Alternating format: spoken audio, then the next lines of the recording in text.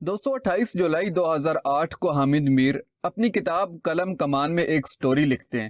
وہ لکھتے ہیں کہ معظم بیگ کو افغانستان کی بگرام جیل سے نکلے ہوئے کئی سال گزر چکے ہیں، لیکن اس جیل میں راتوں کو گونجنے والی چیخوں نے ابھی تک اس کا پیچھا نہیں چھوڑا۔ معظم بیگ نے بگرام جیل میں تقریباً 1 سال گزارا، جس کے بعد اسے گوانتا ناموبے جیل بھجوا دیا گیا۔ گوانتا ناموبے جیل میں وہ اکثر ان چیخوں کے بارے میں سوچتا تھا جو اسے بگرام جیل میں سنائی دیتی تھیں۔ یہ دردناک چیخیں کسی عورت کی ہوتی تھیں جس پر تشدد کیا جاتا تو وہ اپنے اللہ کو پکارتی تھی، اور جب تشدد حد سے بڑھتا تو اس کی چیخوں میں موجود کرب اور اذیت معظم بیگ کو اندر سے ہلا دیتی۔ صرف ایک معظم بیگ نہیں بلکہ کچھ دیگر افراد بھی 2003 سے 2006 کے دوران بگرام جیل میں رات کو کسی عورت کی چیخیں سنا کرتے تھے۔ اس جیل سے رہائی پانے والے قیدیوں کا کہنا ہے کہ اس عورت کو قیدی نمبر 650 کہا جاتا تھا اور اسے مردوں کے باتھ روم استعمال کرنے پر مجبور کیا جاتا تھا۔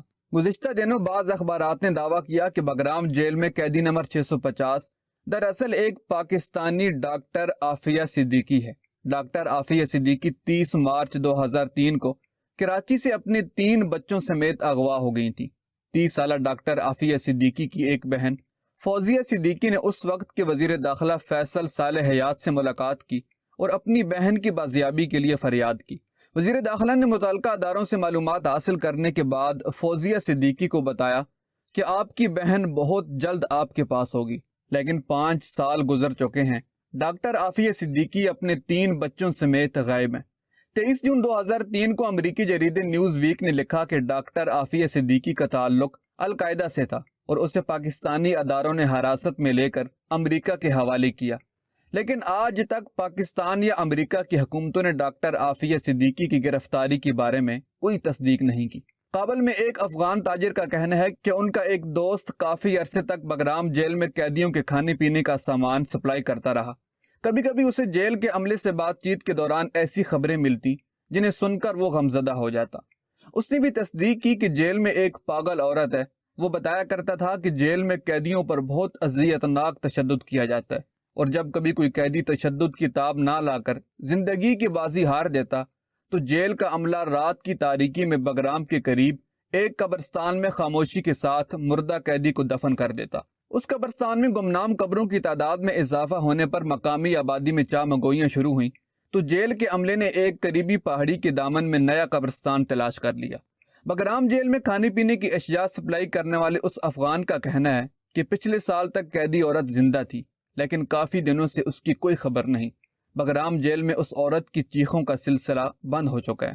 معلوم نہیں کہ ڈاکٹر عافیہ صدیقی زندہ ہے یا کسی گمنام قبر میں دفن ہو چکی ہے، لیکن یہ طے ہے کہ اگر وہ معظم بیگ کی طرح برطانوی شہری ہوتی تو اب تک برطانوی پارلیمنٹ زمین و آسمان ایک کر چکی ہوتی۔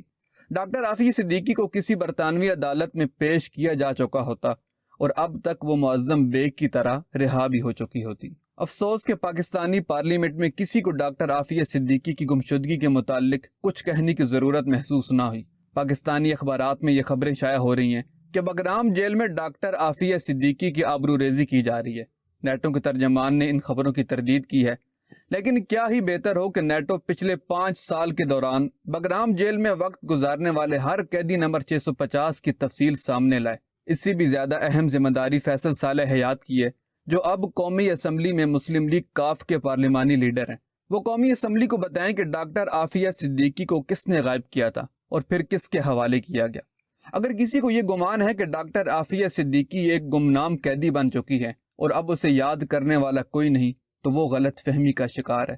اگر کوئی یہ سمجھتا ہے کہ گمنام قیدیوں کو گمنام قبروں میں اتار کر وہ دہشت گردی کے خلاف جنگ جیت لیں گے تو وہ بھی احمقوں کی جنت میں رہتے ہیں۔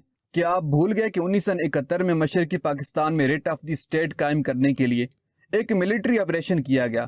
ہزاروں بنگالیوں کو گمنام اجتماعی قبروں میں دفن کر کے سمجھ لیا گیا کہ ریٹ آف دی اسٹیٹ قائم ہو گئی، لیکن کچھ عرصے میں اسٹیٹ ٹوٹ گئی۔ اب ایک دفعہ پھر کچھ liberal fascist rate of the state قائم کرنے کے لیے پختونوں کے علاقوں میں ملٹری ایکشن کرنے کا مطالبہ کر رہے ہیں۔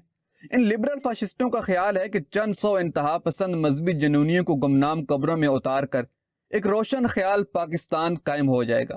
یہ لبرل فاشسٹ بھول گئے کہ پچھلے سال جولائی 2007 میں بھی انہوں نے روشن خیال اعتدال پسندی کے فروغ کے لیے اسلام آباد کی لال مسجد میں ایک ملٹری ایکشن کیا تھا۔ اس ملٹری ایکشن کے بعد اسلام آباد کے H8 قبرستان میں 60 سے زائد گمنام قبروں نے جنم لیا۔ ان قبروں سے درجنوں گمنام خودکش بمبار پیدا ہوئے۔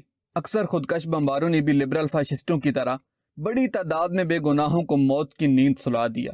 عام مسلمانوں کی بڑی تعداد ان لبرل فاشسٹوں اور مذہبی انتہا پسندوں میں جاری جنگ کی یرغمال بنی ہوئی ہے۔ لبرل فاشسٹ کہتے ہیں کہ ڈاکٹر عافیہ صدیقی جیسی عورتوں کو صفحہ ہستی سے مٹا دیا جائے، کیونکہ یہ حجاب لیتی ہیں اور نمازیں پڑھتی ہیں، اور ہم جیسے گناہگار مسلمان جب ڈاکٹر عافیہ صدیقی کے ساتھ ظلم پر آواز بلند کرتے ہیں تو لبرل فاشسٹ ہمیں القاعدہ اور طالبان کے ایجنٹ کہتے ہیں۔ جب کچھ انتہا پسند اپنی کارروائیوں میں بے گناہوں کو نقصان پہنچاتے ہیں اور ہم اس نقصان پر افسوس کا اظہار کرتے ہیں تو ہمیں امریکہ کا ایجنٹ کہا جاتا ہے۔ سچ تو یہ ہے کہ بڑھتی ہوئی مذہبی انتہا پسندی دراصل لبرل فاشسٹوں کے ظلم و ستم کا رد عمل ہے۔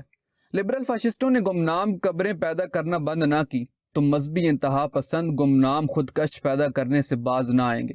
اگر ہم واقعی ایک آزاد اور خود مختار قوم بننا چاہتے ہیں تو ہمیں فوری طور پر امریکہ سے دفاعی امداد کے نام پر اربوں ڈالر کی رقم لینے کا سلسلہ بند کرنا چاہیے، کیونکہ یہی وہ رقم ہے جس کی وجہ سے امریکہ ہمیں اپنی ہی لوگوں پر بمباری کے لیے مجبور کرتا ہے، اور جب ہم اپنی ہی لوگوں پر بمباری کرتے ہیں تو پھر گمنام قبریں جنم لیتی ہیں۔ جب گمنام قبریں جنم لیتی ہیں تو گمنام خودکش بمبار پیدا ہوتے ہیں۔ غیروں کو خوش کرنے کے لیے اپنوں کی گمنام قبریں بنانے کا سلسلہ بند ہو جائے تو پاکستان میں امن قائم کرنا مشکل نہیں۔ دوستو، اگر آپ کو ہماری یہ انفارمیٹیو ویڈیو پسند آئی تو پلیز اس ویڈیو کو لائک اور ہمارے چینل کو سبسکرائب کر دیں۔ جزاک اللہ۔